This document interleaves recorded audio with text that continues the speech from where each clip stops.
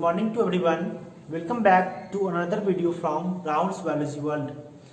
पिछले क्लास में हमने आपको बताया था पॉलन ग्रेन के स्ट्रक्चर के बारे में, परागकण की संरचना के बारे में। आपने जाना था कि एक परागकण जो होता है उसका निर्माण परागकोश यानी कि एंथर में होता है। फिर हमने आपको बताया था कि एक परागकण जो होता है आकार में गोल, व्यास औसतन 25 से 50 माइक्रोमीटर। इसके अलावा दो भित्ति परत बाह्यचोल एवं अंतःचोल यानी कि एक्साइन एवं एंटाइन से घिरा होता है। एक्साइन के बारे में हमने आपको मुख्य बातें बताई थी। यह एक जटिल कार्बनिक पदार्थों का बना होता है जिसे हम लोग कहते हैं स्पोरोपोलिन।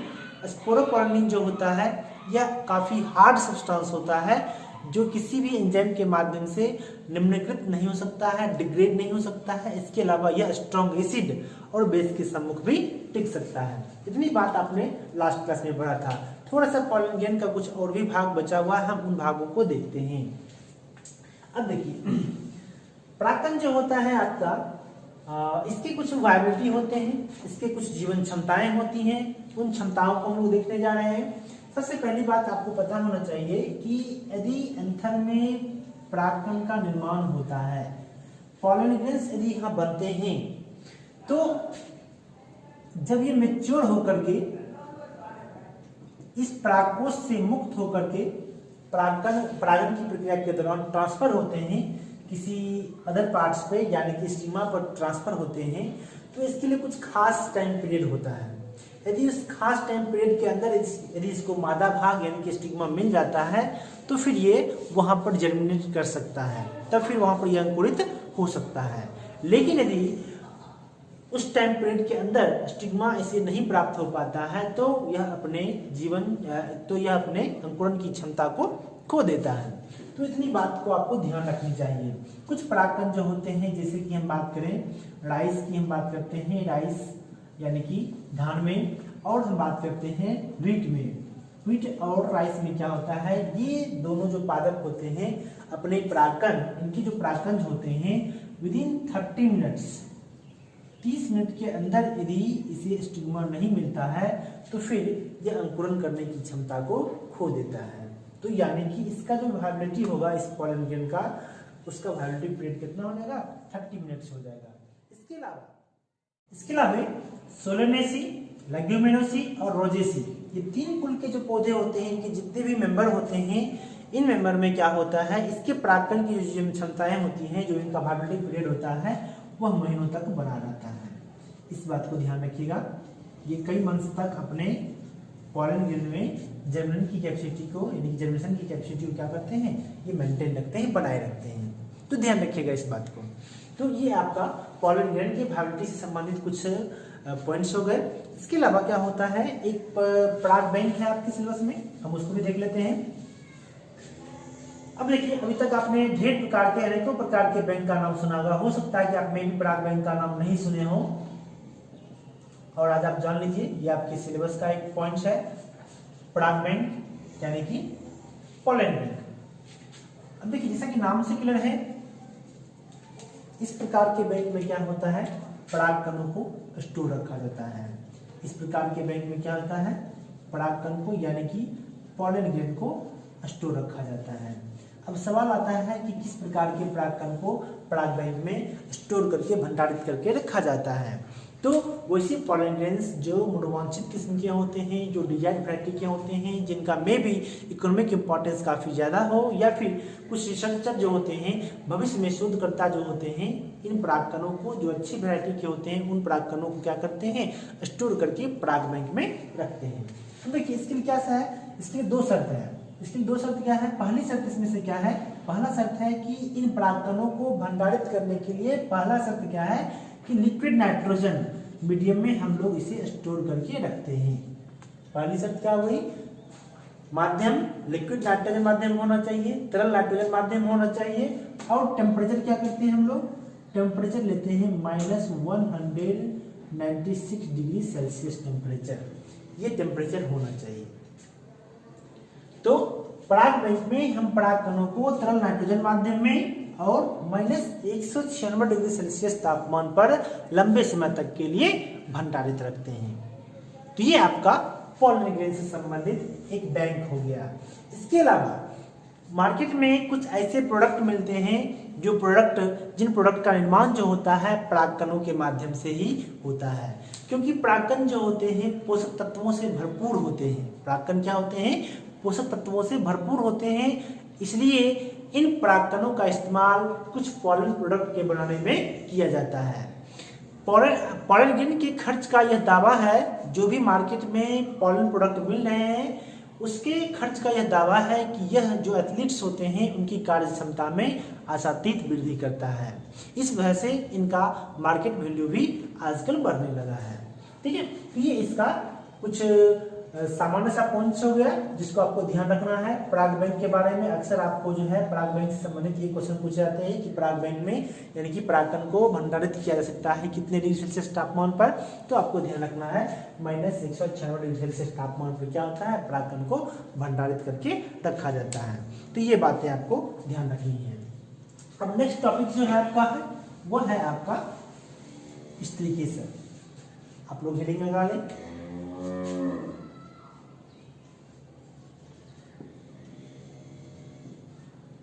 स्त्रीकेसर यानी कि पिस्टिल या कार्पेल, आप लोग पहले से हेडिंग कर लें। आप जानते हो कि स्त्रीकेसर जो है फ्लावर का फीमेल पार्ट होता है, मादा भाग होता है, और हमने आपको बताया था कि जायंग जो होता है पुष्प का मादा भाग होता है, और इसकी एक इकाई जो होती है, इसकी एक इकाई को हम लोग क्या कहते हैं, स्त्रीकेसर यानी कि अंडक। इसको हम लोग क्या कहते हैं, अंडक भी कहते हैं। ध्यान रखिएगा इस बात को। तो यहाँ पर अंडक की संख्या के आधार पर हम क्या बात कर रहे हैं, अंडक की संख्या के आधार पर यानी कि कार्पेल की संख्या के आधार पर किसके टाइप को हम पढ़ने जा रहे हैं, जायंग के प्रकार को पढ़ने जा रहे हैं, यानी कि गायनोसम के टाइप को पढ़ने जा रहे हैं। अब ध्यान दीजिए, यदि किसी जायंग में अंडक की संख्या 1 हो, यदि किसी जायंग में अंडक की संख्या 1 हो, कार्पेल की संख्या 1 हो, तो ऐसी स्थिति को हम लोग क्या कहेंगे, एकांडपी कहेंगे। नाम से स्पष्ट है। इसका प्रीफिक्स पकड़िए, प्रीफिक्स देखिए क्या है, यदि प्रीफिक्स जितना है उतना इसमें अंडक की संख्या हो जाएगी। तो यहाँ पर क्या आप देख रहे हैं, एकांडपी यानी कि जब अंडक की संख्या 1 हो, द्विअंडपी जब अंडक की संख्या 2 हो, और जब अंडक की संख्या 2 से अधिक हो तो इसको हम लोग क्या कहेंगे, बहुअंडपी कहेंगे। If number of carpels is 1 then it is called as monocarpellary। यदि कार्पेल की संख्या 2 तो बाइकार्पेलरी, और यदि 2 से अधिक है तो फिर क्या कहेंगे, मल्टीकार्पेलरी यानी कि बहुअंडपी। अब देखिए एक बात तो श्योर है, यदि एकांडपी की स्थिति है, यदि एकांडपी की स्थिति है तो यह हम हर हमेशा क्या रहेंगे, फ्री रहेंगे। लेकिन यदि जायंग द्विअंडपी वाला है या फिर बहुअंडपी वाला है तो यहाँ पर 2 संभावनाएं बनती हैं। हो सकता है कि दोनों अंडक आपस में जुड़े हो, या फिर दोनों अंडक आपस में क्या हो सकते हैं, स्वतंत्र हो सकते हैं। तो इसी संगठन के आधार पर हम क्या करते हैं, जायंग को 2 अन्य भागों में भी बांटते हैं। पहला भाग इसका कहलाता है युक्तांडपी यानी कि सिनकार्पस। यदि किसी जायंग में पाए जाने वाले सभी कार्पेल्स, सभी अंडक आपस में यदि जुड़े हो तो इस स्थिति को हम लोग क्या कहेंगे, युक्तांडपी कहेंगे। और इसका एग्जांपल आपका आता है पाइपावर का एग्जांपल। ध्यान रखिएगा, पाइपावर का एग्जांपल इसमें आपको ध्यान रखना है, पाइपावर सोमनिफोरम। और युक्तांडपी में आपको आ जाता है माइचेलिया का।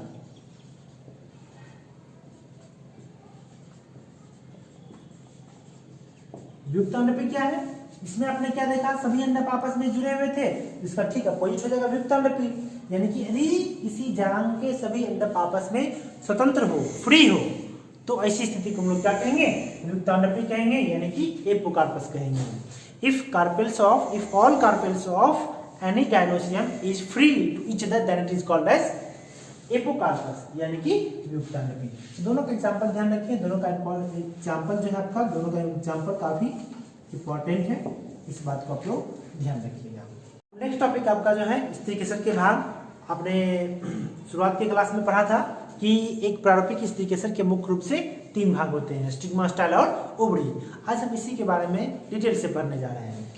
तो सबसे पहले आप लोग हेडिंग लगा लीजिए, स्त्रीकेसर के भाग यानी कि पार्ट्स ऑफ स्टिल। सबसे पहले हम लोग इसका डायग्राम देखते हैं। इसके डायग्राम में कुछ नहीं है, बस एक सीधा सा स्टॉक लाइक स्ट्रक्चर बेलनाकार संरचना आपको बनाना है।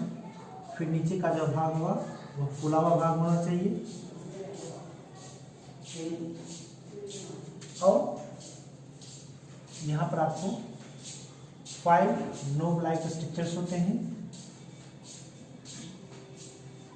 1 2 3 4 एंड 5। अब देखिए यह एक प्रारूपिक स्त्रीकेसर हो जाता है। हमने जैसा कि आपको बताया था कि एक प्रत्येक स्त्रीकेसर के मुख्य रूप से 3 भाग होते हैं। इसका जो पहला भाग होता है उसको हम लोग कहते हैं स्टिग्मा। दिस इज स्टिग्मा, जिसे आप लोग हिंदी में वर्तिकाग्र कहते हो। सेकेंड स्टाइल, जिसे आप वर्तिका कहते हो, और जो इसका सबसे आधारीय भाग होता है वह कहलाता है ओवरी, यानी कि अंडाशय कहलाता है। ये तीनों पार्ट एक साथ मिल करके तब क्या कहलाता है? स्त्रीकेसर कहलाता है। और यह किस पर सिचुएटेड होता है? यह सिचुएटेड होता है, यह लोकेटेड होता है किस पर? पुष्पासन पर, यानी कि थैलेमस पर। यहां से आप इस डायग्राम का नाम लिख सकते हो।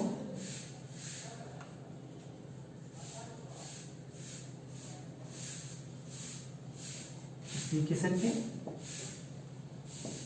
भाग यानी कि पार्ट्स ऑफ स्टिल और कार्पेल, तो ध्यान रखना आपको। तो मुख्य रूप से कितने भाग हो गए प्रत्येक स्त्रीकेसर के? 3 भाग हो गए, स्टिग्मा, स्टाइल एंड ओवरी। याद रखिएगा इस तरीके से, स्टिग्मा, स्टाइल एंड ओवरी, ऊपर से नीचे ध्यान रखिएगा। अब देखिए हम लोग सबसे पहले फर्स्ट पार्ट को समझने जा रहे हैं। ये जो स्टिग्मा आपको दिख रहा है, ये स्टिग्मा जो होता है इसकी रिस्पेक्ट में आप लोग जानिए मुख्य बातें। स्टिग्मा जो होता है लैंडिंग प्लेटफॉर्म का काम करता है। किसके लिए लैंडिंग प्लेटफॉर्म का काम करता है?